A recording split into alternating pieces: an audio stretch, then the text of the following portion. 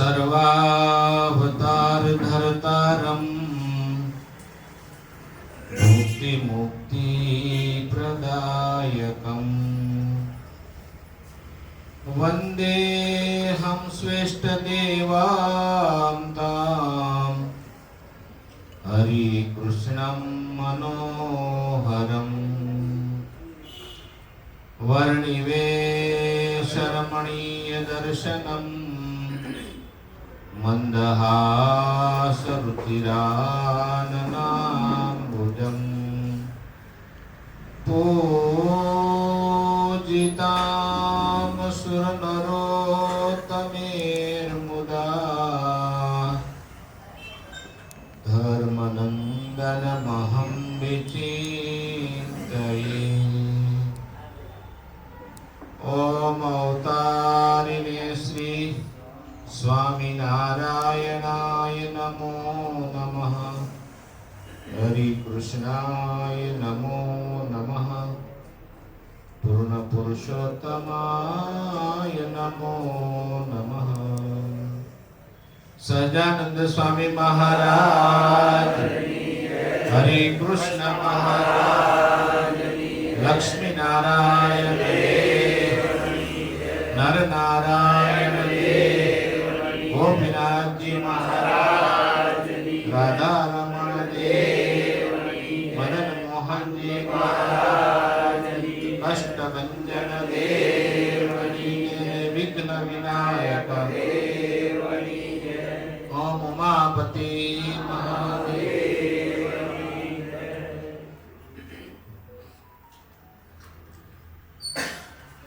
राजाधिराज अपना सौना इष्टदेव भगवान स्वामीनारायण, सभा में उपस्थित पूज्य दर्शन स्वामी, हरिदास भगत, श्रीजीना लाडीला ने संतोना अति प्यारा प्यारा एवा आप सौ वाला हरिभक्तों सौने भावथी जय स्वामीनारायण, जय स्वामीनारायण। घणा लांबा समय पछी आपणे મળીએ છીએ બધા મજામાં।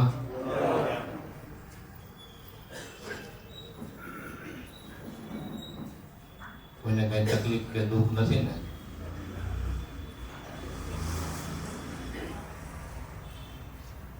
આ દુનિયા જ દુઃખદાયી છે એટલે કંઈક તો દુઃખ હોય જ ને। કંઈક શારીરિક હોય, માનસિક હોય, આર્થિક હોય, પારિવારિક હોય, સામાજિક હોય, કંઈક તો દુઃખ હોય જ।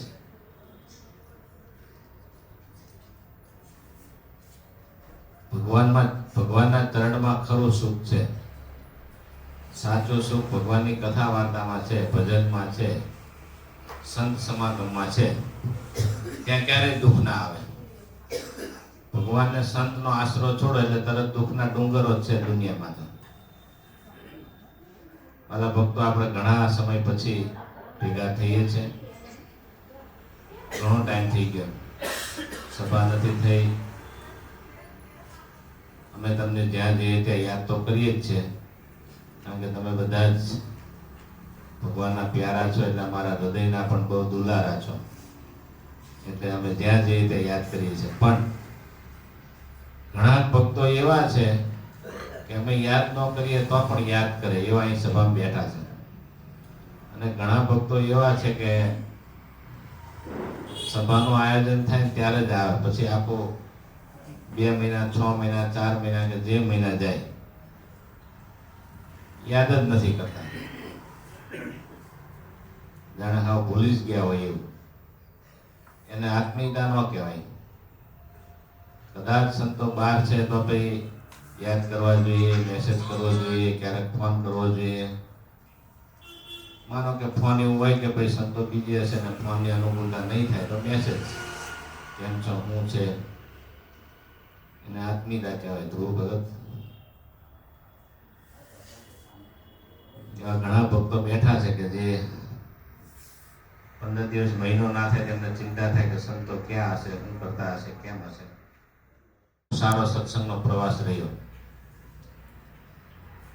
એમાં એક બહુ મોટું વિઘ્ન આવ્યું હતું, પણ મહારાજની દયાથી એ દુઃખનો ડુંગર દૂર થઈ ગયો. દુઃખના વાદળા થોડાક આવ્યા હતા. આપણા પૂજ્ય શ્યામ સ્વામી એમને 4-5 દિવસ પછી જ અમેરિકામાં આવ્યા પછી માઇન્ડનો સ્ટોક આવ્યો હતો. ઉંમર તો હજી નાની છે, અત્યારે તો સમય એવો છે ને કે શું થાય કે નક્કી નહીં. ભગવાનની દયા એવી થઈ કે જો રાતના સમયે જો એ સ્ટોક આવ્યો હોત અને 64 કલાક તમને સારવાર ના મળી હોત તો ખબર નહીં શું પરિણામ થાત. પણ એ સ્ટોક આવ્યો 11-12 વાગે સવારે. અમે એક જગ્યાએથી આપણા મનોજભાઈ પટેલ વડોદરાવાળા, તમે ઘણા બધા ઓળખો છો એમને, એમના જમાઈને ત્યાં જ અમે ઉતર્યા હતા કરણકુમારને ત્યાં. અને ત્યાંથી મનોજભાઈનું ઘર અડધો કલાક દૂર. એટલે અમે સવારે બટાકા પૌવાનો નાસ્તો કરીને પછી સાંજે જમવાના હતા. એટલે હું, શ્યામ સ્વામી, એક ગુણસાગર સ્વામી છે વિરસદના, એમના જમાઈ કરણકુમાર, આપણે ત્યાં ગાયક આપણે ઘણીવાર કીર્તન ગાવા માટે આવ્યા છે દીપકભાઈ, અમે બધા 4-5 જણા એક ગાડીમાં કરણકુમારને ત્યાંથી મનોજભાઈને ત્યાં પધરામણી ગયા. મહારાજ કેટલા દયાળુ છે અને ભગવાન કેવા પરચા પૂરે છે અને આપણને ભગવાનનો વિશેષ મહિમા થાય એટલા માટે હું આ વાત તમને કરું છું. અને ભગવાને જે શ્યામ સ્વામીની કેટલી સેવા લેવાની હશે એટલે ભગવાને એમને બચાવ્યા એની હું તમને વાત કરું છું. અડધો કલાક દૂર હતું, ત્યાં અમે પહોંચ્યા મનોજભાઈને ત્યાં ઘરે. મનોજભાઈનું ઘર આ કેમ અમારો નિવાસ એક દાદર કરીને ઉપર છે, એમ એપાર્ટમેન્ટમાં રહે છે, તો દાદરો ચડવો પડે. તો કોઈ હરિભગતનો શિકાગોથી ફોન આવ્યો તો હું વાત કરી પછી મેં આપ્યો શ્યામ સ્વામીને. શ્યામ સ્વામી દાદરમાં વાત કરતા કરતા આવ્યા અને જ્યાં દાદર ચડીને પછી સોફાને એવું રાખ્યું હતું ઘરમાં, ત્યાં પહોંચ્યા ને એ સોફા હતા ને બાજુમાં એ થોડીક પ્લાસ્ટિકની 2-3 ખુરશી પણ હતી. એ ખુરશી પાસે જ બેસી ગયા, દરવાજા પાસે ખુરશી હતી ત્યાં બેસી ગયા. મનોજભાઈ કીધું કંઈ સોફા પર બેહો ને, પણ ત્યાં સુધીમાં તો એમને એકદમ કોમા જેવામાં વહી ગયા, ચક્કર આવવા મળ્યા. ખુરશીમાંથી ધીમે ધીમે અમે જોયું કે અમે બધા ઊભા થઈ ગયા અને અચાનક જ આમ ખુરશીમાંથી સરકવા મળ્યા. એટલે અમે તો બધા ભેગા થઈને, મનોજભાઈ હતા, દીપકભાઈ હતા, હું હતો, એમને ત્યાં તો કાર્પેટ હોય ઘરમાં, સુવડાવી દીધા. અને એકદમ સેન્સ નહીં બિલકુલ. અમને ચિંતા થઈ કે અમે કીધું કદાચ બીપી લો થઈ ગયો છે એવું પહેલા તો વિચાર આવ્યો. આમ શરીરમાં થોડી ખેંચ પણ આવી.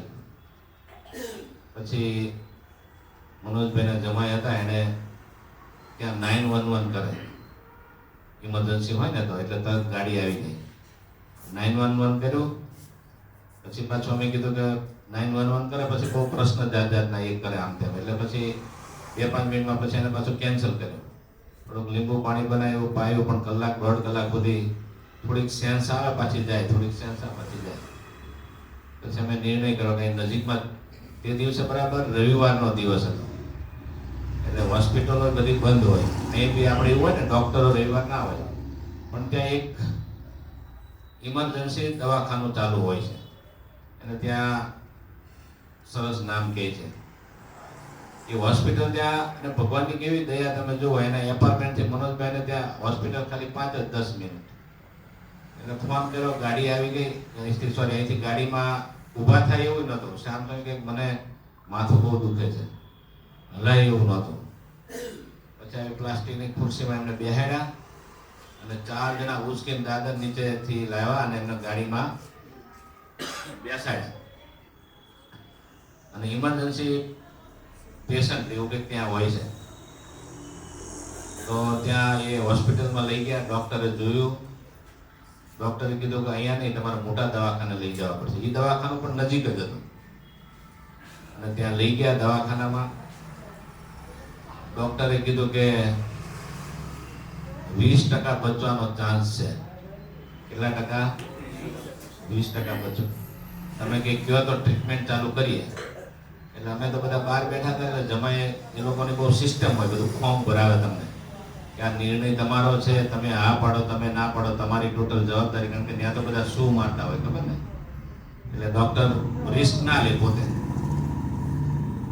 એટલે જમાએ તમને પૂછ્યા વગર જ હા પાડી કે ભાઈ જે થવાનું છે થશે, પણ ટ્રીટમેન્ટ તો ચાલુ થાય. એટલે જમાએ કીધું કે વાંધો નહીં, તમે ચાલુ કરો ટ્રીટમેન્ટ. અમે બધા ઘડીક બેઠા. પછી તે દિવસે પાછી સભા હતી મનોજભાઈને જમાઈને ત્યાં 40-50 હરિભક્તો ભેગા થવાના હતા. એ દેશમાં ઘરમાં 40-50 હરિભક્તોની સભા એટલે બહુ મોટી વાત કહેવાય. અમે બધા તો ગયા. જમાઈ કીધું તમે જાઓ, અમે ચિંતા ના કરતા, અમે છીએ, હું અહીં છું.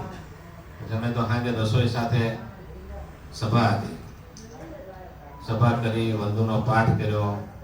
ડૉક્ટરોએ ત્યાં જોયું કે થોડીક નાની સર્જરી કરવી પડશે, કે સાથળમાંથી કંઈ વેઇન પાસ કરીને એવી કંઈક દવા આપે. એમાં બન્યું હતું એવું કે એમને શરીરના વાહામાં અમુક જગ્યાએ લોહી થોડુંક જાડું થઈ ગયું હતું, થોડીક ગાંઠ થઈ ગઈ હતી, અને જે આ લોહી ઠેઠ અહીં પહોંચતું નહોતું, એટલે એમને બહુ માથું દુખતું હતું, અને એ સ્ટ્રોક આવ્યો હતો એમને. ડૉક્ટરે કીધું હું એક દવા આપીશ એટલે એ ગાંઠો ઓગળી જશે લોહીની. એટલે દવા એ 3-4 કલાક 5 કલાકમાં પ્રોસેસ હોય, એ સાથકમાંથી કંઈક આપે. એટલે ત્યાં જમાઈ હતા મનોજભાઈને એમ કીધું જે તમારે કરવું હોય એ ચાલુ રાખો તમે ટ્રીટમેન્ટ. અને અહીંયા અમારી સભા વંદુનો અમે પાઠ કર્યો, ધૂન કરી. 50 હરિભક્તો કોઈને અમે ખબર ન પડવા દીધી, કોઈને કીધું નહોતું અમે, કારણ કે બધા ચિંતા કરે ને, પછી ફોન આવે અમારા પર. અમે ઇન્ડિયામાં કોઈને વાત નથી કરી. અને મહારાજની દયાથી એ દવાને બધું સક્સેસ ગયું. અને ડૉક્ટરે 2-4 દિવસ દવાખાનામાં રાખ્યા. પછી ઇન્ડિયામાં બધાને ધીમે ધીમે ખબર પડી, સંતોને હરિભક્તોને. ડૉક્ટરે પછી જ્યારે શ્યામ સ્વામી હાજર થયા ત્યારે કીધું કે તમારો નવો અવતાર છે.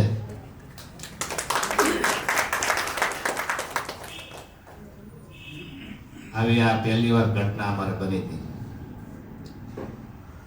હવે દર વખતે આપણે જ્યારે વિદેશ જઈએ ને ત્યારે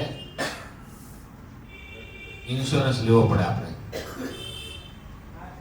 ઇન્સ્યોરન્સ તો હું દર વખતે લઉં ઇન્સ્યોરન્સ, પણ આ વખતે અમે ઇન્સ્યોરન્સ નહોતો લીધો, ટ્રાવેલ ઇન્સ્યોરન્સ કહે એને. તો આ વખતે જ અમે ઇન્સ્યોરન્સ નહોતો લીધો. હવે ઇન્સ્યોરન્સ ના લઈએ તો અમેરિકામાં તો ઘણાને ખબર હશે કે ત્યાં અમેરિકાનું દવાખાનું ને એજ્યુકેશન બહુ મોંઘું. હવે 3-4 દિવસ હોસ્પિટલમાં રાખ્યા ને, કેટલું બિલ આવ્યું હશે બોલો? હે 10 લાખ. અમેરિકા ગયા નહીં, તમને શું ખબર હોય? 70-80 હજાર $. પણ જમાઈ એવું કીધું, જમાઈને મનોજભાઈ કે તમે ચિંતા ના કરતા, અમે હવ કરશું, તમે એની ચિંતા ના કરતા પૈસાની. ઘણા સંતો હરિભક્તોના ફોન આવ્યા ત્યાં અમેરિકામાં. અહીંથી પંકજભાઈનો ફોન આવ્યો. ઘણા હિતવાળા હરિભક્તો કોઈ જરૂર હોય પૈસાની તો કયો અમે મોકલીએ. મનોજભાઈને એમના જમાઈ કીધું કે કોઈનો 1 પૈસાની અમારે સેવા લેવાની નથી. મને કીધું ને મનોજભાઈને કીધું, ડાયરેક્ટ ઘણાય કીધું. આપણે અહીંયા રામ રાજ્યની વાત થાય છે ખાલી. અમેરિકામાં ખરેખર રામરાજ છે. કોઈ પણ દર્દી હોય એની પાસે પૈસા ન હોય તો એકવાર એની ટ્રીટમેન્ટ તો કરી જ દે દવાખાનામાં. અહીંયા આપણે તો તમારે એડવાન્સમાં પૈસા મૂકવા પડે, પછી ઓપરેશન કરે. ડૉક્ટર છે એ ભગવાનનું બીજું રૂપ છે એવું કહેવાય છે. ભગવાનનું બીજું રૂપ એટલે એને દર્દીને બચાવવાનો સંપૂર્ણ ટ્રાય કરવાનો હોય, પ્રયત્ન કરવાનો હોય, એવો એનો ગોલ હોવો જોઈએ ડૉક્ટરનો. ત્યારે આજે દુઃખ સાથે કહેવું પડે, ઘણા ડૉક્ટરો હશે સારા, બધાને આપણે એ કેટેગરી નથી મૂકતા, પણ ડૉક્ટરો કસાય થઈ ગયા છે. એને માણસની જાન કરતા પૈસો વાલો હોય છે. પૈસો 100% એ આપવાનો જ હોય બિચારો, પણ એને ઘણીવાર આઈસીયુમાં તમને પહેલા પૈસા મુકાવે કે પહેલા 50,000 રૂપિયા ડિપોઝિટ કરો, દરરોજ ડિપોઝિટ મુકાવે. માનો કે કોઈ ગરીબ હોય, મધ્યમ સ્થિતિવાળો હોય તો ક્યાંથી વ્યવસ્થા કરે પૈસાની? એને લીધે ઘણાની જાન પણ જાય છે. કોરોનાના સમયમાં આપણને ખબર છે ઘણા બધા માણસો પૈસાને લીધે મૃત્યુને પામ્યા, કારણ કે આપે જ નહીં ઓક્સિજન. પહેલા કે પૈસા મૂકો. વિદેશમાં એવું નથી, ખાસ કરીને અમેરિકામાં. 1 પણ પૈસો ડિપોઝિટ મૂક્યા વગર બધી ટ્રીટમેન્ટ કરી શ્યામસરની. પછી ત્યાં એવું હોય કે આપણે માનો કે પે ન કરીએ, કે આપણે કહીએ કે ભાઈ ચેરિટીમાં અમારે જવું છે, એટલે એ બિલ આખું ચેરિટીમાં જાય. પછી ચેરિટીમાંથી માફ કરતા 6 મહિને વર્ષે ટોટલ બિલ માફ પણ થઈ જાય. તમને આશ્ચર્ય સાથે હું તમને કહું કે સામાન્ય કંઈક 1000-2000 કિલો જે ઇમરજન્સીની ગાડી હતી ને વાન, એના જ પૈસા ખાલી ભર્યા હતા, બાકી 1 રૂપિયો ભર્યો નહોતો. અને ડૉક્ટરે કીધું કે તમારે કશું ભરવાનું થશે $80,000. હરિભક્તોએ તો તૈયારી રાખી હતી મનોજભાઈ કે ભાઈ કેસેટ આપણે, અને ત્યાં પાછું એવું કે માનો કે $80,000 થયા તો તમને એમ ના કે આજના જ આપી દો, અને 5-10 વર્ષના હપ્તા કરે, દર મહિને તમારા $500 $1,000નો હપ્તો એમ કરે. એવી માનવતા છે. અહીંયા થાય એવું? ખાલી આપણે વાતો જ કરવાની છે રામરાજની, માનવતાની. 10 વર્ષના હપ્તા કરે, ના થાય તો 20 વર્ષના હપ્તા કરે, એવી રીતે. પણ આ તો પૈસા જ નથી લીધા એટલે કોઈ પ્રશ્ન નથી. પણ મહારાજે આવી રીતે શ્યામ સમય સેવા કરી, વડતાલની સંતોની, તમારી જેવા હરિભક્તોની, એની લીધે ભગવાને સારામાં સારી રક્ષા કરી. થોડા દિવસ આરામ કરીને મારી સાથે 1.5-2 મહિના સુધી પાછા ફર્યા ગાડીમાં આખું અમેરિકા. ક્યાંક 5 કલાકની જર્ની હોય, ક્યાંક 4 કલાકની હોય, ક્યાંક 7 કલાકની હોય. છેલ્લે શિકાગોથી ન્યૂજર્સી 12 કલાકની જર્ની કરી ગાડીમાં. પણ બીજી કાંઈ તકલીફ પડી નહીં, મહારાજની કૃપા. એટલે એવું એક નાનકડું સંકટ આવ્યું હતું, પણ મહારાજે એ સંકટથી પણ રક્ષા કરી. ખૂબ ત્યાં અમે સભાઓ કરી, થાળ કર્યા, હરિભક્તોને રાજી કર્યા. 25 સ્ટેટમાં અમે વિતરણ કર્યું. અમેરિકાના 50 રાજ્યો છે, એમાંથી અમે 25 રાજ્યમાં ફર્યા. ગઈ સાલ થોડા 5-10 રાજ્ય વધારે હતા, આ વખતે 5-10 રાજ્ય ઓછા હતા, કારણ કે થોડોક સમય ઓછો હતો. એટલે બીજી મોટી ભગવાનની કૃપા એ કે અમે બધા 7 અને એક ડ્રાઈવર હરિભક્ત 8 જણ હતા. હું હતો, એક શ્યામ સ્વામી, ગુણસાગર સ્વામી, ત્યાગ સ્વામી, હરિદાસ ભગત, પેલા ગાય છે દીપકભાઈ, અક્ષર ભગત, પછી નીતિનભાઈ હતા એક. અમે 3 મહિના નહીં પણ 100 દિવસ સુધી વિતરણ કર્યું, પણ કોઈને કળતર, તાવ, માથું, કોઈને કઈ પ્રોબ્લેમ થયો નથી. બાકી અમેરિકામાં બીમાર પડવું એ મોટી સજા છે. અહીં તો તમે ડોક્ટરને કહો ને ઇન્જેક્શન આપી દો, તરત આપી દે. ત્યાં ન આપે. ત્યાં ડોક્ટરને બીક લાગે કે આ કદાચ ઇન્જેક્શનની અસર અવળી પડશે, રિએક્શન આવશે તો મને શું મારશે, એટલે ઇન્જેક્શન તો ડોક્ટર આપે જ નહીં. અને એપોઇન્ટમેન્ટ સિસ્ટમ ત્યાં તો માણસ અડધો મરી જાય પછી કદાચ એનો નંબર લાગે એમ. આમ સિસ્ટમ હારી ને આમ થોડીક તકલીફ પણ છે. ઇન્ડિયામાં એ વસ્તુ સારી કે તરત તમને લઈ લે, પણ પૈસાની લાઠી પડે. તરત પૈસા મૂકો, ઉધારીની વાત નહીં. પણ એકંદરે ખૂબ સારો સત્સંગ રહ્યો.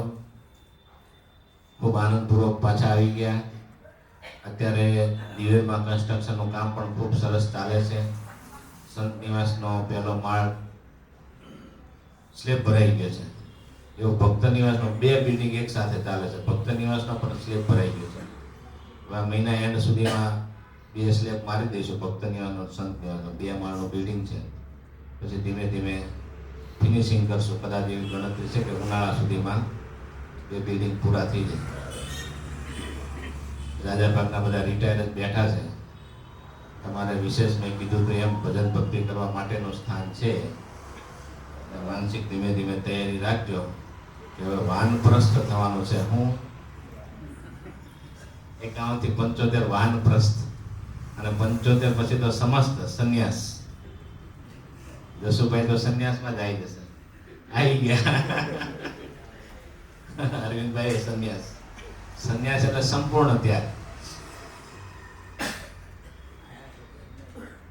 એટલે એવા સરસ તમને મેં આ ભૂમિકા સાથે થોડી વાત કરી. શિક્ષાપત્રીનો 200મો વર્ષ ચાલે છે. હજી 200 વર્ષ પૂરા નથી થયા. વરતાલમાં ઉત્સવ ઉજવાઈ ગયો, કારણ કે કાર્તકી સમયમાં ત્યાં મહિમા છે, મહારાજની આજ્ઞા છે એટલે દ્વિશતાબ્દી ઉત્સવ કર્યો. થોડું મેઘરાજાએ હેરાન કર્યા, થોડા બહુ મોટા પાયે આયોજન હતું. મંડપ ને બધું બંધાઈ ગયું હતું અને 2-3 દિવસ પહેલા જ વરસાદ જે પડ્યો ખરેખરો બધું પલળી ગયું, ત્યાં પોઝિશન જ નથી થાય એવું. અઠવાડિયા 10 દિવસે તો ફૂંકાય, પણ એમાં પાછો વચ્ચે પાછો પડ્યો, કન્ટિન્યુ વરસાદ પડતો રહ્યો. મહારાજની જેવી મરજી હોય એવું થાય. મહારાજની ઈચ્છા છે કે તમે એ કેમ્પસમાં જ કરો, અને શિક્ષાપત્રી ત્યાં લખાણી હતી, આચાર્યમાંની સ્થાપના ત્યાં કરી હતી. એટલે મહારાજની ઈચ્છાથી અહીંયા જ કરો, મારા સાનિધ્યમાં. એટલે એ સરસ થઈ ગયો. જેટલું યથા યોગ્ય મહારાજની મરજી પ્રમાણે સારો ઉત્સવ થઈ ગયો. પણ 200મું વર્ષ હજી વસંત પંચમી પતશે. વસંત પંચમી એક્ઝેક્ટ 200 વર્ષ પૂરા થાય શિક્ષાપત્રીને. ત્યાં સુધી દ્વિશતાબ્દી ઉત્સવ કહેવાય. શ્રીજી મહારાજે આપણને કરુણા કરીને એટલે એક નાનકડી શિક્ષાપત્રી, જેને ગાગરમાં સાગર કહેવાય. શું કહેવાય? ગાગરમાં સાગર. 365 શાસ્ત્ર એનો સાર. આપણે 365 શાસ્ત્ર ક્યાં વાંચવા જાત જઈ? એટલે શિક્ષાપત્રી વાંચી નથી. આ સભામાં બેઠેલા ભક્તોમાંથી કેટલા ભક્તો શિક્ષાપત્રી વાંચે છે? જરા આંગળી ઊંચી કરો તો. જે ભક્તો પાસે શિક્ષાપત્રી ન હોય એ આજે ટેબલ પર લખાઈને જજો કે અમારી પાસે શિક્ષાપત્રી નથી, અને તમારો નંબર લખાવી દેજો, એટલે અમે તમને શિક્ષાપત્રી અમારા તરફથી ભેટ આપશું. દરરોજ 5 શિક્ષાપત્રીના શ્લોક વાંચવા જોઈએ. કેટલા? 5 ઓછામાં ઓછા. મહારાજની આજ્ઞા છે. જો શિક્ષાપત્રીમાં તો મહારાજે કીધું જ છે કે આ દરરોજ શિક્ષાપત્રીનો પાઠ કરવો, વાંચતા ન આવડતો સાંભળવી, સંભળાવનારો ના હોય તો પૂજા કરવી ભગવાનની. અને ભગવાનની શિક્ષાપત્રી છે એ ભગવાન જ છે, કારણ કે મહારાજે કીધું છે મદરૂપમ ઇતિ મદવાણી માન્યયમ પરમાદરાત. આ મારું જ રૂપ છે શિક્ષાપત્રી. ભગવાન સાક્ષાત છે, એટલે ભગવાનનો અનાદર થાય. જો ભગવાનની આજ્ઞાનો આપણે અનાદર કરીએ તો ભગવાનનો અનાદર કર્યા જેવું પાપ લાગે. એટલે બધા ભક્તોએ શિક્ષાપત્રી દરરોજ 5 શ્લોક તો મિનિમમ કહું છો. તમારે ટાઈમ હોય તો 10 વંચાય ને 20 વંચાય, એવું નહીં, 5 જ. જો મહારાજ અંત્યનું પહેલું વચનામૃત, મહારાજ શું આજ્ઞા કરે છે? અમારી લખેલી જે શિક્ષાપત્રી તેનો પાઠ અમારા આશ્રિત જે ત્યાગી સાધુ તથા બ્રહ્મચારી તથા ગ્રહસ્થ, ખાલી અમારે જ પાઠ નથી કરવાનો, તમારે કરવાનો છે. અને એવું નથી કે તમારે જ કરવાનો, બહેનો નહીં કરવાનો છે. ભાઈ ભાઈ સર્વે તેમણે નિરંતર, તેમને નિત્ય કરવો. અને જેને ભણતા ન આવડતું હોય એટલે વાંચતા, કારણ કે ત્યારે નિરક્ષરતા બહુ હતી ને, તેને નિત્ય શ્રવણ કરવું એટલે સાંભળવું. અને જેને શ્રવણ કરવાનો યોગ ન આવે તેને નિત્ય શિક્ષાપત્રની પૂજા કરવી. પણ હવે અત્યારે એવું છે નહીં, લગભગ બધાને વાંચતા આવડતું જ હોય, એટલે આપણે ફરજિયાત વાંચવાનો નિયમ રાખવો. એવી રીતે અમે શિક્ષાપત્રીમાં જ લખ્યું છે. મહારાજ કે શિક્ષાપત્રીમાં લખ્યું જ છે. માટે 3માંથી જેને ફેર પડે તેને એક ઉપવાસ. બહાર જ્યારે ટ્રાવેલિંગ કરવા જાઓ ત્યારે પૂજા અને શિક્ષાપત્રી લઈ જવી. સેવિંગ કિટ નહીં લ્યો તો ચાલશે, લેઝર બેઝર. આ તો સેવિંગ કિટ લઈ જાય પણ પૂજાનો ડબ્બો ના લે, જગ્યા નહોતી. એમ કે બેગ નાની હતી ને, બધું જ મૂકે અંદર. કપડાં મૂકે, ટુવાલ મૂકે, સેવિંગ કિટ મૂકે, સાબુ મૂકે, તેલ મૂકે. ખાલી પૂજાના ડબ્બાનો જ જગ્યા નહીં, બાકી બધાની જગ્યા. ભગવાન કે મારી જ જગ્યા નહીં રાખો, પછી હું અક્ષરધામમાં તમારી જગ્યા ક્યાંથી રાખીશ? અક્ષરધામ જવું કઈ હેલું છે? એટલે એક ઉપવાસ કરવો જેનાથી ના થાય. ઘરે તો કદાચ આપણે પાઠ કરીએ, પણ ઘણી વાર આપણે બહાર જઈએ ને તો પૂજા લીધા વગર જતા હોય, તો પૂજા લઈને જવું. એમ અમારી આજ્ઞા છે. મહારાજ આજ્ઞા કરી છે. જો આમ કોઈ સંતો આજ્ઞા નથી કરતા, હું નથી કરતો, કોઈ બીજા મોટા સંતો નથી કરતા. મહારાજની આજ્ઞા. જેણે નિયમ લીધા તે સંત બ્રહ્મચારીને મળ્યા, મહારાજ બહુ રાજી થયા અને હરિભક્તોને છાતીમાં તરણારીઓ આપી અતિશય પ્રસન્ન થયા. જેણે કીધું કે હા મહારાજ, અમે નિત્ય પાઠ કરશું, કાં તો સાંભળશું, કાં તો પૂજા કરશું, ભગવાન બહુ રાજી થઈ ગયા. છાતીમાં તરણારીઓ આપ્યા. એટલે મહારાજનો આમાં ખૂબ રાજીપો છે. શ્રીજી મહારાજે ખૂબ દયા કરીને આપણને શિક્ષાપત્રી આપી છે. જો દરરોજ ઘરમાં હમણાં દિવાળી ગઈ ને, દિવાળી જેવું વાતાવરણ રાખવું હોય તો શિક્ષાપત્રી વાંચવાની, અને જો દરરોજ ઘરમાં હોળી જેવું વાતાવરણ રાખવું હોય તો શિક્ષાપત્રીના નિયમોનું ઉલ્લંઘન કરવાનું. શું મનાવવું છે તમારે? હોળી મનાવી છે કે દિવાળી મનાવી છે? બોલો. દિવાળી. આપણા સંતો ગાતા નિત્ય નિત્ય દિવાળી. સત્સંગીનું ઘર હોય, આવી શિક્ષાપત્રી પાળતા હોય, મહારાજની આજ્ઞા પાળતા હોય, એના ઘરમાં દરરોજ દિવાળી હોય. અને જે શિક્ષાપત્રી ન પાળતા હોય એના ઘરમાં દરરોજ સવારે ઉઠીને જ ગાળો ચાલુ થાય, મારામારી ચાલુ થાય, તકરાર ચાલુ થાય ને. શિક્ષાપત્રીની કેટલીક વિશિષ્ટ વાતો છે. મને આજે થયું, મેં કીધું કે શિક્ષાપત્રી વિશે થોડુંક આપણે કહીએ ભક્તોને. ત્યાં સરસ કથા કરી હતી જ્ઞાન જીવન સ્વામી કુંગળવાળાએ શિક્ષાપત્રી વિશે. એમાં ટાઈમ ઓછો મળે ને. શિક્ષાપત્રી બહુ આમ નાનો ગ્રંથ છે, પણ એનો ભાવ બહુ વિશાળ છે. તમે મહિના સુધી પારણ કરો તો ખૂટે નહીં, એટલા એમાં સબ્જેક્ટ છે જુદા જુદા. તો મને થયું થોડાક શિક્ષાપત્રીના જુદા જુદા બિંદુઓ ઉપર, એના કોઈ કોઈ વિષય ઉપર આપણે તમને થોડીક સમયની અનુકૂળતાએ થોડા તમારું ધ્યાન દોરું.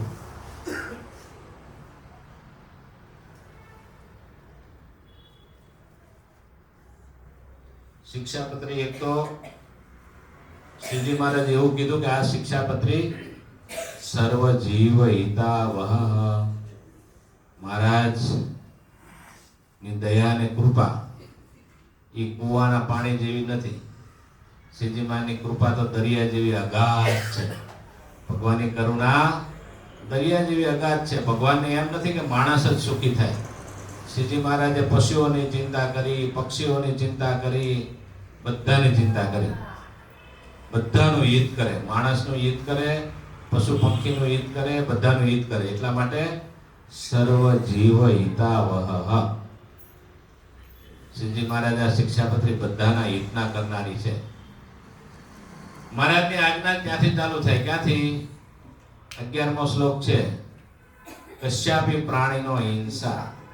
નાના એવા જૂ, માકડ, ચાચડ એની હિંસા કરવી નહીં. એના પરથી તમે વિચાર કરો કે ભગવાન સ્વામિનારાયણ કેટલા દયાળુ હશે. એને કોઈ જીવ જંતુ મારીએ એ ભગવાનને ગમતું નથી.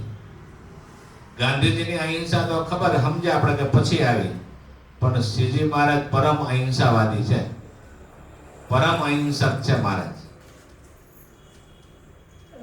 મહારાજ એવું કીધું કે જે ખેડૂત હરિભક્ત હોય એ પશુ રાખે, ગાય, ભેંસ વગેરે, બળદ, પણ એનું ઘાસ અને પાણીથી એની યથાયોગ્ય સંભાવના થાય. અર્થાત તમારી પાસે પૂરતું ઘાસ, પાણીની વ્યવસ્થા હોય તો જ તમારે પશુ રાખવા, નકર રાખવા નહીં. આ કેટલી મહારાજની મોટી આજ્ઞા છે.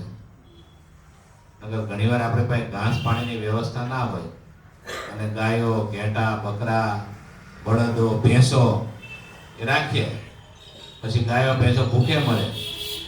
એમાં ભગવાન રાજી થાય? ભગવાન નો રાજી થાય. એટલે મહારાજે નાની નાની ચિંતા કરી છે. ભગવાને ક્યારેય કોઈની હિંસા કરવી નહીં. એ સમયે યજ્ઞમાં બહુ હિંસા થતી અને પંડિતો બધા પોતાને માંસ ખાવું હોય એટલા માટે યજ્ઞમાં પણ હિંસા કરવાનો વિધાન કરતા હતા. કે વેદોમાં લખ્યું છે અજેન યજેન. અજનો એક બકરો પણ અર્થ થાય, અને અજનો એક એવો અર્થ થાય ડાંગર, પેલા છોતરાવાળી ડાંગર. તમે વાવો તો ઉગે નહીં, એટલે જે ન ઉગે એને પણ અજ કહેવાય. એટલે શાસ્ત્રોનો મત એવો છે કે ડાંગર, જીવ પ્રાણી હિંસા નહીં. પણ એક સમય એવો હતો કે યજ્ઞના નામે બહુ હિંસા થતી હતી. બકરાનું બલિદાન આપે, પાડાનું બલિદાન, જુદા જુદું બલિદાન, ક્યાંક ક્યાંક તો નર બલિ પણ થતા હતા. મહારાજે, શ્રીજી મહારાજે આવી બધી હિંસા બંધ કરાવી. શ્રીજી મહારાજે દબાણમાં બહુ મોટો યજ્ઞ કર્યો, જેતલપુરમાં બહુ મોટો યજ્ઞ કર્યો, ભુજમાં પણ યજ્ઞ કર્યો. ત્યાં ભુજમાં પણ પેલો શું નામ હતું એનું. જગજીવન સાથે કેટલો બધો શાસ્ત્રાર્થ થયો. હિંસા હિંસા યજ્ઞ, હિંસા અહિંસાની વાત બાબતે. અને મહારાજે અહિંસામાં જ યજ્ઞ કર્યા. અહિંસા યજ્ઞ પ્રસ્તોત્રે નમઃ. આગળ આવી જાઓ થોડા થોડા. મહારાજની કરુણા છે આ. હજી પણ દુર્ભાગ્યે આપણા ભારતના ઘણા બધા મંદિરો એવા છે, પ્રસિદ્ધ મંદિરો, ત્યાં હજી પણ હિંસા થાય છે. કેટલાય મંદિરો છે. શ્રીજી મહારાજે ઘણી જગ્યાએ બંધ કરાવ્યું, પણ આજે પણ હજી વર્ષોથી ઘણી જગ્યાએ હજી પાડાના બલિદાનો અપાય છે, બકરાના બલિદાનો અપાય છે. કલકત્તામાં મંદિર, પ્રસિદ્ધ મંદિર છે, આજે પણ હિંસા થાય છે. પશુપતિનાથ નેપાળમાં મંદિર છે, ત્યાં પણ આજે દરરોજ નહીં પણ ક્યારેક ક્યારેક હિંસા થાય છે. ઘણી જગ્યાએ હિંસા થાય છે. પણ મહારાજ એ મતમાં નહોતા. આપણને કોઈ ટાચણી મારે ને તોય કેટલું દુઃખ થાય છે. થાય કે નથી થતું? આખા આપણા પશુઓને વધેરી નાખીને એને શું થતું હશે? આપણી પાસે જીભ છે, જીભ હોય એટલે આપણે બોલી શકીએ છીએ. પશુઓ બિચારા બોલી નથી શકતા, મૂંગા છે. એનું શાસ્ત્રમાં બહુ મોટું પાપ લખ્યું છે. તમે અહીંયા જેને હિંસા કરો છો ને, એ પછી નરકમાં આપણે જઈએ ત્યારે એ તમને પછી જેમ તમે કાપો ને એમ તમને કાપે. એવી જેની તૈયારી હોય ને એને હિંસા કરવી. કપાવાની જેને તૈયારી હોય ને એને હિંસા કરવી. એટલે શ્રીજી મહારાજે કીધું યજ્ઞ માટે પણ હિંસા કરવી નહીં. ગુજરાતમાં તો બહુ હિંસા જેવું કઈ છે નહીં, પણ આ તો આપણને ધ્યાનમાં રહે ને એટલે માટે તમને મેં કીધું.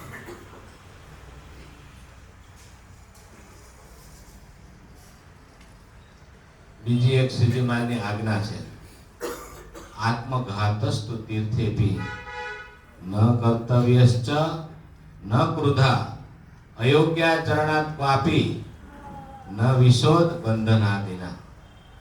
ગમે તેવું પાપ થઈ ગયું હોય, અયોગ્ય આચરણ થઈ ગયું હોય, તો પણ ક્યારે આત્મઘાત કરવો. આત્મઘાત એટલે દવા પી જવી, પંખે લટકી જવું, ઘણીવાર જાતે કેરોસીન છાંટીને સળગી જવું. લોકો એક સમયે કાશીમાં કરવત લેતા હતા, ખબર છે ને? મહારાજે ના પાડી. તીર્થ સ્થાનમાં પણ હિંસા ન કરવી. સહેજે સહેજે મૃત્યુ આવે, જેમ ભગવાન આપણે સહેજે સહેજે જન્મ આપ્યો, એમ સહેજે સહેજે આપણું મૃત્યુ આવે તો ગમે ત્યાં આવે, સ્વીકારીએ છે. પણ આપણે જાતે આપણા હાથે પ્રાણ આપણે ટૂંકાવા. ગમે તેવું પાપ થઈ જાય, ગમે તેવું માથા ઉપર દેવું ચડી જાય. આજે આપણે પેપરમાં જોઈએ છે કે ઘણીવાર બહુ દેવું થઈ ગયું હોય, કાં તો એવું કંઈક કામ થઈ ગયું હોય, કાં તો ફોનમાં કંઈક એવું ચેટિંગ બેટિંગ થઈ ગયું હોય, એના કારણે આજે ઘણીવાર 10મા 12માના છોકરા છોકરીઓ હોય, એને પોતાને હરખા ટકા ન આવે, નક્કી કર્યું કે આટલા ટકા આવશે, અને મા બાપે પણ છોકરા પર થોડીક રહેમ રાખવી, એને એટલું બધું પ્રેશર ન આપવું. હા, એને પ્રોત્સાહન આપવું, પ્રેશર ને. આટલા ટકા તો જોઈશે જ. એમ ઘણીવાર આપણે પ્રેશરમાં છોકરીઓને નાખીએ. ઘણા છોકરા છોકરી બિચારા બહુ સોફ્ટ સ્વભાવના હોય, એને મહેનત પણ કરી હોય, અને ટકા ઘણીવાર ન આવે, ઘણીવાર ભૂલી જાય, કારણ કે બધાનો બુદ્ધિ શક્તિ સરખી નહીં હોતી. ઘણીવાર ટકા ઓછા આવે અથવા તો ફેલ થાય. એવા કિસ્સામાં નાના દીકરા દીકરીઓ પણ આપઘાત કરતા હોય છે. ત્યારે મા બાપે બહુ પ્રેમથી, એને ટ્રીકથી, એને ભણવા માટે ચોક્કસ પ્રોત્સાહિત કરવા, એનો ઉત્સાહ વધારવો. સારા ટકા આવે તો તને હું આવું ગિફ્ટ આપીશ, બધું જ કહેવું, પણ એટલું બધું એના પર પ્રેશર ન નાખવું કે જેના કારણે એને આપઘાત કરવાનો વારો આવે. મગર એનું પાપ આપણને પણ લાગે. ને અત્યારે તો તમને ખબર છે ને, પેલી નોટ, સુસાઇડ નોટ લખીને જાય છે. અને ઘણીવાર આપઘાતનું કારણ આપણે પણ હોઈએ છે. એટલા માટે મહારાજે બીજી પણ આજ્ઞા કરી છે. કઈ આજ્ઞા? આય દ્રવ્યાનુસારેણ વ્યય કાર્યો સર્વથા અન્યથા તો મહદ દુઃખમ ભવેત ઇત્ય અવધાર્યતામ. આવક પ્રમાણે જાવક કરવી. આવક પ્રમાણે જાવક ન કરીએ તો મહારાજ કહે છે કે બહુ મોટું દુઃખ આવે. આજના જમાનામાં તમે જોઈ લો કે લોકોને કોકનું મકાન હોય, એ મકાન જોઈને પોતાની ઈચ્છા થાય હું આવું મકાન કરું. એની તો આવક હોય, એની સ્થિતિ હોય, એ કરી શકતા હોય, શક્તિશાળી હોય, સામર્થ્યવાળા હોય. આની શક્તિ તાકાત હોય નહીં. અને એ પ્રમાણે એના જેવડું મકાન કરવા જાય. કોઈની જોવે ગાડી સારી તો કે હું આવી ગાડી લાવું. કોઈના જેવા લગ્ન પ્રસંગો, આજે તો લગ્ન પ્રસંગોની એટલી બધી હોડ મચી છે. આપણે એ તો ખબર નહીં, પણ ચરોતરમાં એટલા બધા કરોડોના ખર્ચા લગ્ન. તે આટલાનું કર્યું તો હું આટલાનું કરું. જલસા જલસીમાં, દેખા દેખીમાં એટલા બધા લોકો કરોડોમાં દેવું કરીને લગ્ન કરે, મોટા મોટા દેવા. પછી વિચારો તો પડે ને કે ભાઈ પૈસા પાછા ક્યાંથી આપશું. લઈ લીધા કોઈના કે લાવો કરોડ, લાવો 2 કરોડ, લાવો આ લગ્નમાં વાપરો, થાય વાપરે. પછી આવકનો સ્ત્રોત હોય, કોઈ ગણિત હોય તમારું તો બરાબર છે, પણ ગણિત વગર જ પછી દેખા જાયગા આવું થશે. એ વ્યવહારમાં એવું ચાલે. બહુ ગણિત પાકવું જોઈએ. અને પછી પાછા આપી ના શકીએ. સમાજમાં થોડું આપણું નામ હોય, પ્રતિષ્ઠા હોય, પછી એમ થાય કે આના કરતાં મરી જવું સારું. અને ઘણા એવી રીતે આપઘાત કરતા હોય છે. પેપરમાં તમે જોશો ને તો લગભગ દિવસે એવી ઘટનાઓ આવે છે. કેટલાક કોઈ ગળો ટૂંકો ખાઈને મરી જાય, કોઈ કંઈક કરીને મરી જાય, કોઈ રેલવે પાટે જઈને મરી જાય. એવું કરવું શા માટે?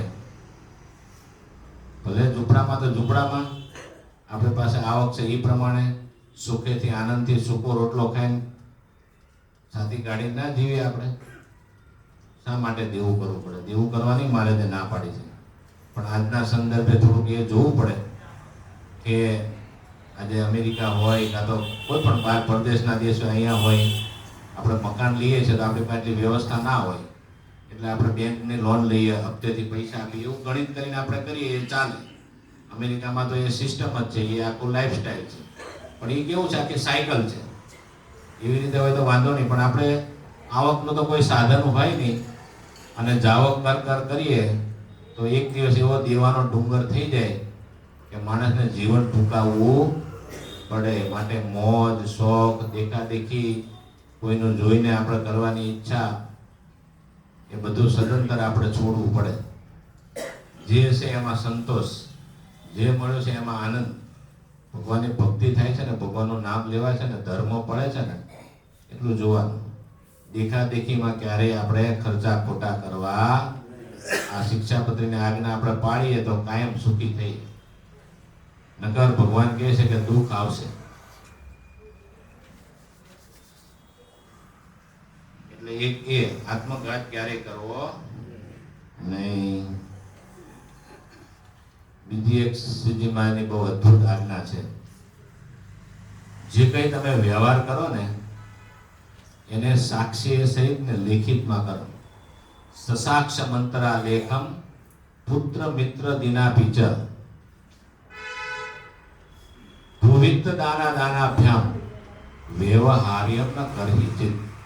એનો અર્થ એવું થાય કે જમીન અથવા પૈસાની લેણદેણ હોય અને પોતાનો સગો પુત્ર હોય કે મિત્ર હોય એની સાથે પણ લેખિતમાં લખાણ કરીને પછી જ લેતી દેતી કરવી. હવે આપણને એમ થાય કે આપણો હગો દીકરો હોય એ આપણને દગો દે. અરે દે, માં તો હું હલાવો છે. હગો દીકરો દે દગો તમને. મિત્ર તો ખરેખર દે તમને દગો. એ તો દે જે તો લોભ જાગે પૈસો હોય ને. કળિયુગના 5 સ્થાન છે. કેટલા? યાદ રાખજો. કળિયુગ 5 જગ્યાએ રહે છે. નોટ કરજો, યાદ રાખજો કે ફોનમાં નોંધ કરજો. 5 જગ્યાએ રહે છે. ભાગવતમાં લખ્યું છે. એક તો દ્યુતમ એટલે જુગાર. જુગારમાં કળિયુગનો વાસ છે. પછી જુગારમાં આજે બધી જે જુદી જુદી સ્કીમ આ બધું આવી જાય અંદર. તમારો શેર બજારે આવી જાય, બિટકોઈન બી આવી જાય, પછી જે કોઈ એના રૂપ હશે મને બધી ખબર નથી, કારણ કે અમારો એ વિષય નથી, પણ ઘણા બધા કરે છે. અને ઘણા સાધુ સંતો કરે છે, ફસાઈ ગયા બરાબર. જસભાઈને ખબર હશે, એક મુંબઈથી હરિભક્ત આવતા હતા, એનું નામ દેવાય નહીં મારે. કેટલા સંતોના પૈસા શેર બજારમાં પહેલા એક બે વાર હપ્તો આપે એટલે લોભ જાગે. આ જુગારનું એવું છે ને, એટલે આ શેર બજારનું એવું છે. અને પછી તો એ ભાઈ એટલા બધા સંતોના પૈસા લઈ ગયા કે આજે એ લાપતા છે, ફોને બંધ છે, અને ત્યાં ને ત્યાં સીબીઆઈ દરોડો પાડ્યો છે મુંબઈમાં, ને બધું મોટી બધી કહાની છે. જસભાઈ પછી કહીશ તમને હું. એટલે તમારી વાત માર કરાય નહીં ને અમારી જ વાત કરાય ને. તમે પાછા વળી નારાજ થઈ જાવ તો આવો નહીં પાછા. કળિયુગના 5 થઈ ગયા. એક તો દ્યુતમ એટલે જુગાર, બીજું પાનમ એટલે જ્યાં દારૂ ને બધા નશા થતા હોય ત્યાં કળિયુગનો વાસ હોય. એટલે મહારાજે ના પાડી છે, જુગાર રમવાની ના પાડી. તમે વિચાર કરો, ધર્મરાજ યુધિષ્ઠિર કેટલા ધર્મવાળા હતા, પણ એ જુગાર એમાં ને તો હસ્તિનાપુર હારી ગયા. એકવાર હારી ગયા, પાછું મળ્યું એમને, ફરી પાછા, કારણ કે આ લત એવી છે ને, આ જુગારની લત એવી છે કે ફરી પાછું તમને પ્રલોભન થાય જ, માટે એ રસ્તે જવું જ નહીં. ફરી બીજી વાર એમાં બીજી વાર હાર્યા, પછી એમને 12 વર્ષનો વનવાસ આવ્યો, 13 વર્ષ અજ્ઞાત, 1 વર્ષ અજ્ઞાત આવ્યું. પણ જો પહેલી વાર હારે ને ત્યારે સબક શીખી ગયા હોત કે હવે આ જિંદગીમાં રમાય નહીં તો વાંધો આવત. મોટી ભૂલ કરી યુધિષ્ઠિરે. ભૂલ યુધિષ્ઠિરે કરી, ભોગવવી પડી 4 ભાઈઓને, કુંતીને, દ્રૌપદીને, બધાને ભોગવવું પડ્યું. અને એને લીધે મોટું મહાભારત થયું. તમે જો મહાભારત થવામાં આ એક જુગાર પણ કારણ છે. એટલે યુધિષ્ઠિર મહારાજ જેવા યુધિષ્ઠિર મહારાજ ફાવ્યા નહીં જુગારમાં, તો આપણે ક્યાંથી ફાવશું? કે તમે ફાવો? કોઈ ના ફાવો. એટલે જુગારથી દૂર રહેવું. એ જુગારના જે કોઈ રૂપ હોય તે, શેર બજાર હોય, કાં તો અમેરિકામાં તો કેસિનો હોય છે બહુ, અહીં હશે મોટા સિટીમાં, પણ ત્યાં બહુ વધારે રમાય કેસિનોમાં.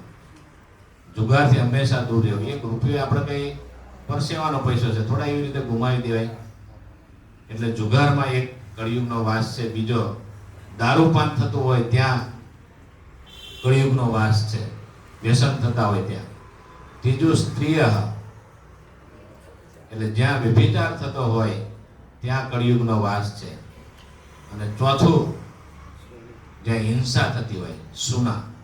દ્યુતમ પાનમ સ્ત્રીય સુના. સુના એટલે હિંસા. જ્યાં હિંસા થતી હોય ત્યાં કળિયુગનો વાસ છે. આ પરીક્ષિત મહારાજ કળિયુગને રહેવાનું સ્થાન આપે છે. ભાગવતમાં કથા આવે છે, પહેલા સ્કંદમાં. કળિયુગ કહે છે કે મને કંઈક સ્થાન આપો, તમે રાજા છો, તમારા રાજ્યમાં મારું સ્થાન નથી. એટલે પરીક્ષિત રાજાએ કીધું કે જ્યાં જુગાર રમાતો હોય, જ્યાં દારૂપાન થતો હોય, જ્યાં વ્યભિચાર થતો હોય, જ્યાં હિંસા થતો હોય, 4 સ્થાન તને આપું છું, તો 4 જગ્યાએ રહે. કળિયુગે કીધું કે મારો પરિવાર બહુ મોટો છે. રાગ, દ્વેષ, ઈર્ષ્યા, અસૂયા, હિંસા, કેટલું બધું મોટો પરિવાર. મારે એમ કીધું મને 4 તમે ફ્લેટ આપ્યા, પણ 4માં મારો સમાવેશ નહીં થાય, હજી 5મું સ્થાન આપો મને. ત્યારે ભગવાને 5મું સ્થાન એવું આપ્યું, સોનું, સુવર્ણ. એટલે સોનું તો એક ખાલી નામ, પણ અનિતિનું દ્રવ્ય. અનિતિનું દ્રવ્ય પછી કોઈ પણ પાસે હોય કે અનિતિના દ્રવ્યમાં તું વાસ કરીને રહેજે. ત્યારે કળિયુગ રાજી થયો કે હવે બરાબર છે, હવે મારો પરિવાર બધો એ 5 જગ્યાએ સેટ થઈ જશે. એટલે 5 કળિયુગના સ્થાન છે. હું શેના પરથી તમને કહેતો હતો? હા, સાક્ષી વગર પુત્ર ને મિત્ર હોય એની સાથે પણ વ્યવહાર કરવો નહીં. એક બહુ પ્રસિદ્ધ પ્રસંગ છે, તમને ખબર હશે કે રેમંડના માલિક હતા, બહુ મોટો એનો કારોબાર હતો, બહુ મોટો વ્યવહાર હતો. એનું નામ મને ખબર નથી, જે હતા તે જે માલિક હતા. પછી એની થોડીક ઉંમર થઈ, ઉંમર બહુ નથી થઈ, પણ એને થોડોક છોકરો હોશિયાર બહુ, એટલે છોકરા પર એમને વિશ્વાસ આવ્યો કે બધું હું સોંપી દઉં તો હું રિટાયર લાઈફ જીવું. બહુ વહેલા રિટાયર થવાનો મોહ ન રાખો, અને બધું આપી દેવાનો મોહ ન રાખો. આપણા રોટલા આપણા દવા પાણી ચાલે એટલા પૈસા આપણે છોકરા પાસે કર કરવું ના પડે, હોશિયાળા ના થવું પડે, એટલું રાખવું જશભાઈ. આપણે તો સારું છે ઘણા ભક્તોના ઘરે, પણ ઘણી વાર વિદેશમાં હોય ને તો હા મતી બગડી જાય. એટલે આપણે આપણા પૂરતું તો રાખવું જ, બધું નહીં વાપી દેવાનું. અત્યારે કળિયુગ છે એટલે રેમંડના માલિકે થોડી વધારે વહેલા નિવૃત્તિ લીધી, છોકરાના નામે બધું કરી દીધું. પ્રોપર્ટી બધી ઘણા કરોડની સંપત્તિ હતી, પૈસા, મકાનો, પ્રોપર્ટી, કંપની બધું. હવે છોકરાની મતી પકડી થોડા ટાઈમ પછી બાપાને કીધું કે હવે તમે નીકળો અહીંથી. એટલે બેટા હવે હું ક્યાં જાઉં, મેં તો તને બધું આપી દીધું કે તમે જ્યાં જાઓ ત્યાં. અને એવું કહેવાય છે કે રેમંડના માલિકને બિચારાને ભાડે ફ્લેટમાં ક્યાંક રહેતા હતા અને એટલા બધા છેલ્લી જિંદગીમાં દુઃખી થયા, છોકરાએ કાંઈ આપ્યું નહીં. બધી બાપની કમાણી હતી, બાપે ભેગું કર્યું હતું પણ બાપને કાંઈ મળ્યું. એટલે આમાં કહે છે, પણ પહેલેથી લખાણ કર્યું હોત રેમંડના માલિકે કે ભાઈ તારે દર મહિને 50,000 લાખ રૂપિયા મને આપવાના, આ મારું મકાન આમાંથી તારે મને હટાવવાનું, ને એવું બધું લેખિત કર્યું હોત મહારાજે કીધું એવું, તો શાંતિથી એમને દુઃખ ના આવે. લેખિત કર્યા વગર કરીએ એટલે આ બધું દુઃખ આવે. અત્યારે ઘણીવાર આપણે જોઈએ છે કે જમીનોમાં જે કરતા છે એમને ખબર હશે કે લેખિત કર્યા વગર તમે એને ઉપલબ્ધ પૈસા આપો અથવા તો બીજું કંઈ કોઈને સાક્ષી ના રાખો તો ઘણીવાર માણસ ફરી જાય છે કે મને તો આપ્યું જ નથી, મને તો ખબર જ નથી, એવું કહેતા હોય છે. એટલે મોટા સંતો જ્યારે કોઈ પણ બે હરિભક્ત બે વ્યવહાર કરે ને કોઈ પાર્ટનરશિપમાં અથવા તો લીધી દીધી કરે ત્યારે સંતો એવું કહેતા, મોટા સંતો, લેખિત કરજો. આપણે ત્યાં જૂની કહેવત છે લખેલું બોલે. આપણે જૂના તળપદી ભાષામાં એવું કહેતા, બહુ જાજુ ભણેલા નતા પણ લખેલું આગળ પડ્યું હોય તો બોલે.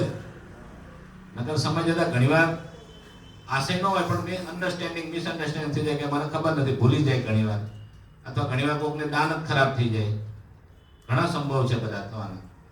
એટલે મહારાજે આજ્ઞા કરી છે એ બધાએ પાડવી આપણે. અને આવક જાવકનો હિસાબ લખો સારા અક્ષરોથી, એ પણ મહારાજે કીધું છે. બહુ સામાન્ય વ્યવહાર હોય તો ઠીક છે, પણ કંઈ બહુ મોટો આપણો આર્થિક વ્યવહાર હોય તો એને નોટમાં લખો કે ભાઈ આ આપ્યા, અહીંયા ગયા. ઘણીવાર આપણે ભૂલી જઈએ, કોઈને ઉછીને આપ્યા હોય તમે 2-5 લાખ રૂપિયા અને તમે લખવાનું ભૂલી ગયા હોય. અને ઘણું એવું થાય છે અત્યારે. આપણો ભારત દેશ તો મહાન છે, ખૂબ મહાન છે. લીધા પછી આપવાની વાત નથી. અને અનિતિનું લઈ એટલું એને પછી હું બહુ સારી આનો અને ભાવે છે બહુ અનિતિના પૈસા બધાને.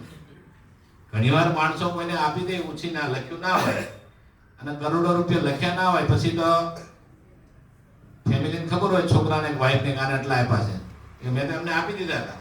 કારણ કે લખાણ હોય નહીં કાંઈ, એ તો એમ કે લખી દે. કેટલા માણસો બિચારા મૃત્યુ પામે એની સાથે સાથે પૈસા જાય છે એના, કારણ કે લખેલું જ ના હોય, એન્ટ્રી જ ના કરી હોય કાંઈ.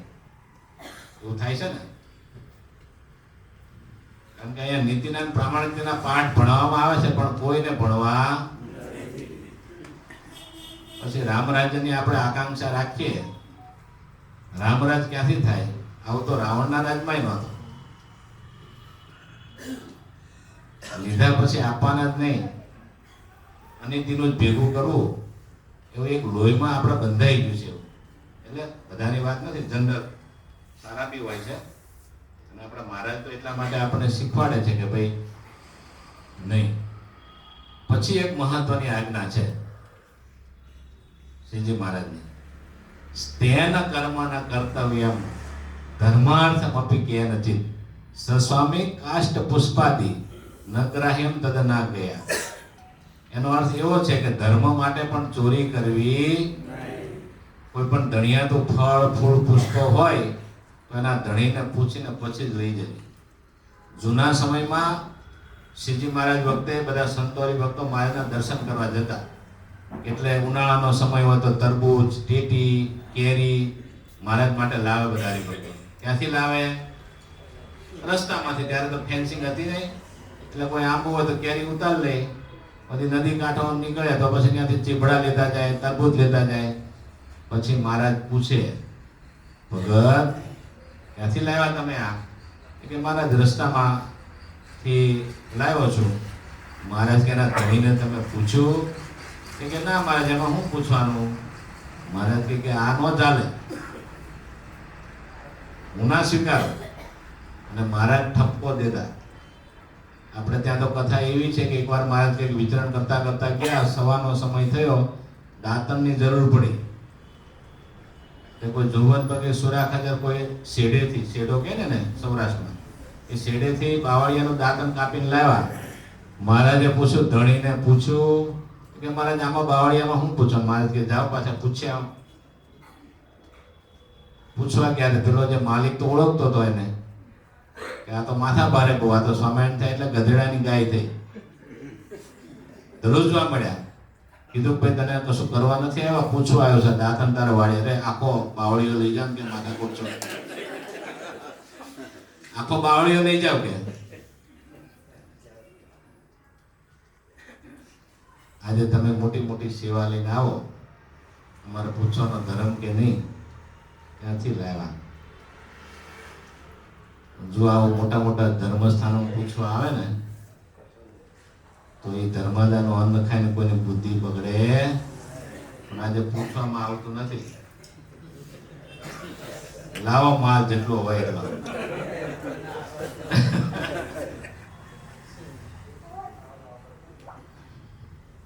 સુરા ખાતર જેવું છે આપણે તો. એકવાર મારા સભા કરીને બેઠા હતા, સુરા ખાતર મોડા આવ્યા અને આંખમાં ઉજાગરા હતો, આંખ લાલ લાલ હતી. મારે કે કેમ ઉજાગરો હતો તમારે? ભણું મહારાજ. એ લોકો એવું કે ભણું મહારાજ. આજે રાત્રે છે ને, એક તો આ ખેતીનું કામ ચાલે છે અને રાત્રે મારા 2 બળદની ચોરી થઈ ગઈ. કોઈક 2 બળદ લઈ ગયું. મહારાજે તો નિશાપો નાખે. મહારાજે બહુ ખોટું થયું સુરા ખાતર, તમારે તકલીફ પડશે ખેતીની. અરે મહારાજ, હું ખોટું થયું? હું ઉઠો તો હું 4 લઈ આવ્યો, 4 બળદ લઈ આવ્યો. મહારાજ કે સુરા ખાતર એવું કરાય? મેં તો તમને આજ્ઞા કરી છે કે ચોરી નહીં કરવી, તમે આજ્ઞા લોપી. ભણો મહારાજ, પેલા તો એને આજ્ઞા લોપી ને પછી મેં લોપી. મહારાજ કે મેં આજ્ઞા કરી છે, મારા ભક્તો માટે આજ્ઞા કરી છે, બધા માટે નથી કરી. એના માટે આજ્ઞા નહીં, તમારા માટે આજ્ઞા છે. મહારાજે શિક્ષાપત્રીમાં લખ્યું છે, અમારા આશ્રિત લખ્યું છે ને, મદાશ્રિતે. મારા આશ્રિત તો એને આ શિક્ષાપત્રી લાગુ પડે. જે સ્વામિનારાયણના કહેવાતા હોય એના માટે શિક્ષાપત્રી લાગુ પડે. જેને મારા જોડે નાવાની ઈચ્છા નથી એને આજ્ઞા લાગુ નથી પડતી.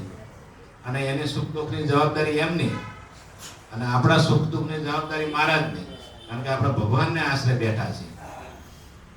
આપણને દુઃખ આવે તો સમજવાનું કે કંઈક આપણે આજ્ઞા ભગવાનની લોપી હશે, અને સુખ આવે તો સમજવાનું કે ભગવાનની આજ્ઞા આપણાથી વિશેષ પડાય છે.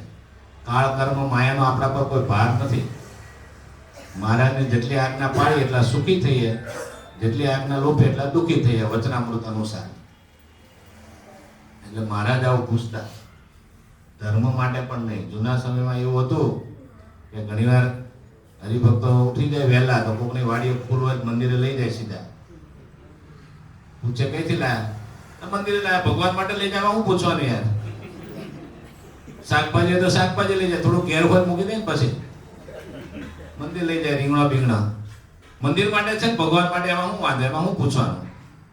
ના ચાલે એવું. દાંતણે ન લેવાય. તમને ખબર છે ઘેલા કોળીનો દાખલો? કેટલા ગરીબ હતા, કોળી હતા, દુષ્કાળનો સમય હતો. એ દુષ્કાળને ઉતારવા માટે સુરત જતા હતા.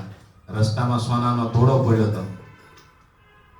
ઘેલા કોળીએ તોડા ઉપર માટી વાળી લીધી. તોડો પાછો મોટો હતો બહુ, અને એ તોડો એક જ જો વટાઈ દીધો અને એના પૈસા કરી દીધા હોત તો સુખી સુખી થઈ જાય.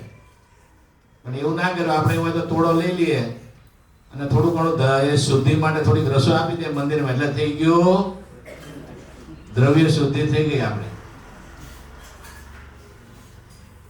આનો અર્થ એવો પણ છે, ધર્મ કાર્ય માટે ચોરી ના કરવી. એનો અર્થ કે આપણે જે કોઈ વ્યવસાય કરતા હોય ને, કોઈ સીધા સામાનની દુકાન હોય, તેમાં ભેળસેળ કરવી નહીં.